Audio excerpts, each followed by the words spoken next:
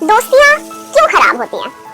Mostly जो मुझे लगता है, सपोज मेरी कोई फ्रेंड है और उसकी कोई बात मुझे बुरी लग गई और मैं वो सारी बातें उससे ना कह के किसी और दोस्त से जाके कहती हूँ, तब दोस्ती खराब होना शुरू हो जाती है। तो अगर आपका कोई दोस्त है जिससे आप बहुत प्यार करते हैं, उन्होंने कभी आपका दिल दुखाया या कुछ उल्टा सीधा बोला, तो वो सारी बातें उन्हीं को बताइए कि भाई तुम्हारी ये बात मुझे अच्छी नहीं लगी। तो देखिएगा वो जो कंफ्यूजन है वो दूर हो जाएगा। लेकिन आप जब उनकी बातें दूसरों को बोलेंगे तो फिर मन में खटास आएगी और धीरे धीरे वो दोस्ती खराब हो जाएगी। तो प्लीज दोस्तों की बुराइयां उसी दोस्त से कीजिए, बाकी दोस्तों से नहीं।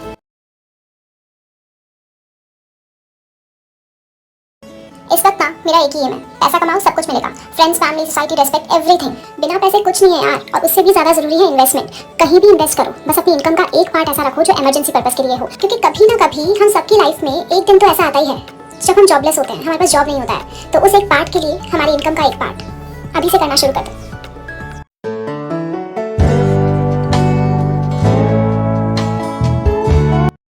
जिस घर में औरतों को आगे रखा जाता है ना, उस घर में लक्ष्मी अपने आप आ जाती है।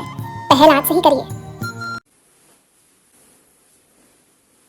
देखो, एक बात ना इंसान को धीरे धीरे समझ में आती है जब वो जिंदगी में आगे बढ़ता है, ग्रो करता है, कि कुछ लड़ाइयाँ ना इंसान की खुद की होती हैं। चाहे आप कितनी भी मदद मांग लो अपने घर वालों से, फ्रेंड्स से, फैमिली से, या फिर किसी स्पेशल समवन से, कोई आपकी चाहकर भी मदद नहीं कर सकता। कुछ सिचुएशन से, कुछ लाइफ की प्रॉब्लम से आपको अकेले ही निकलना पड़ता है। और कोशिश करिए कि जब भी लाइफ में ऐसी सिचुएशन आए तो सबसे पहले तो इसको एक्सेप्ट करें, बिकॉज आप अकेले नहीं हैं। हर कोई, चाहे हमारे पेरेंट्स हों, चाहे हमारे फ्रेंड्स हों, चाहे कजिन्स हों, चाहे सिबलिंग्स हों, सबकी लाइफ में कुछ ना कुछ प्रॉब्लम है जो हो सकता है कि वो आपके साथ शेयर नहीं कर रहे हो और अकेले उससे जूझ रहे हो या उसका सॉल्यूशन ढूंढ रहे हैं। तो बस अकेले नहीं है तो लड़ना सीख जाइए और आगे बढ़ते रहिए, यही जिंदगी है।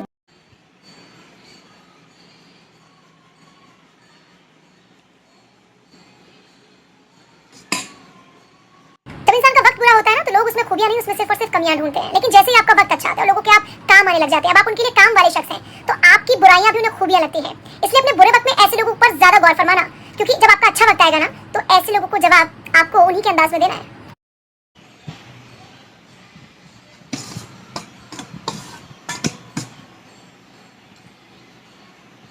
जिंदगी में गिरने से कभी मत डरो, क्योंकि उड़ते वही हैं जो गिरने की हिम्मत रखते हैं। जहां आप कुछ नहीं कर सकते ना, वहां एक चीज तो पक्का करो, और वो है कोशिश।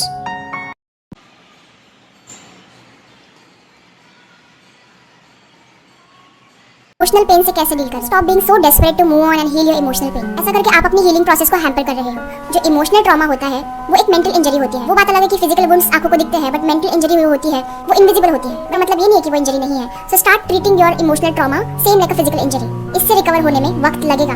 ये कोई स्विच नहीं है कि ऑन कर दिया इमोशनल गायब हो गए, नहीं, टाइम लगेगा उसके लिए। मे बी आप रोज आपको रोना आ रहा है, कुछ टाइम बाद आप देखोगे कि आपको वंस अ वीक रोना आ रहा है, फिर वंस अ मंथ, और काफी वो दिन आएगा जिस दिन आप देखोगे कि थॉट्स थे, वो जो रोना धोना था, सब चला जाएगा। वो दिन आएगा, उसके लिए आपको थोड़ा वक्त देना होगा और आपकी बॉडी को सपोर्ट करना होगा। देखो, अगर शॉर्टकट करना है तो बहुत से रास्ते हैं कि आप अपने पेन को नम कर दो अल्कोहल से, या आप डिस्ट्रैक्ट कर दो अपने आप को, दूसरे रिलेशनशिप में चले जाओ। बट ये जो दर्द है, पेन है, वो फिर से मिलने आएगा आपको। तो अगर आपको परमानेंटली अपने आप को हील करना है, the only way to do is trust the process, surrender, give yourself some time and allow yourself to heal. Thank you. ससुराल वाले आपसे खुश नहीं है ना, तो फिक्र मत करो, क्योंकि आप वहाँ किसी का मनोरंजन करने नहीं गए हो। आप वहाँ अपनी जिंदगी जीने और अपनी जिंदगी बनाने गए हो। Do you feel like you're asking and asking, yet you don't even get the bare minimum from your partner? Little things like a joke, a casual hug, or holding hands while walking. A lot of women still crave for this basic justice from their partners. Even after asking openly, they still don't get them. So question pops up, why can't he just understand or do it to show some love? If you're a husband who genuinely isn't a big fan of showing love and affection, I get you. But take a second to think about this. Do you think your wife loves cooking and doing chores day in and day out? Or do you actually like going to work every single day? I am sure you hate it some days, but you still go because you know it's necessary for your career. In the same way, showing justice of love is necessary for your marriage, not for your wife, but for your married life. I read this somewhere that people who do you wrong will automatically start hating you because you subconsciously remind them that they are a bad person. So the next time you see someone getting mean with you for no reason whatsoever, you know why. Some people with a magnifying glass will point out everything wrong with you, your life, your goals. But when it comes to them, they're perfect. Unicorns, rainbows, nothing wrong with them, just nothing. आजकल रिश्तों के टूटने की सबसे बड़ी वजह पता है क्या है? बहस करना। इंसान बहस करने के चक्कर में, अपने एक पॉइंट को सही साबित करने के चक्कर में ऐसी ऐसी बातों का चुनाव कर बैठता है, ऐसे ऐसे लफ्जों का चुनाव कर बैठता है जिससे सामने वाले के दिल को बहुत ज्यादा ठेस पहुंच जाती है। और ये भी नहीं देखा जाता कि सामने वाला हमारे लिए जिंदगी में क्या अहमियत रखता है। बस एक पॉइंट को सही साबित करने के चक्कर में इंसान सब कुछ ही हारता चला जाता है। और ये अहंकार बहुत ज़्यादा बढ़ चुका है। अब ये इसको आप ईगो कह लें या कुछ भी कह लें, लेकिन ये बस सिर पर सवार है। और जब तक ये रियलाइज़ होता है तब तक बहुत ज़्यादा रायता फैल जाता है। उसके बाद तो उसे ठीक करना भी बहुत मुश्किल है। और ठीक करने के चक्कर में कई बार तो दोबारा से फिर बहस छिड़ जाती है।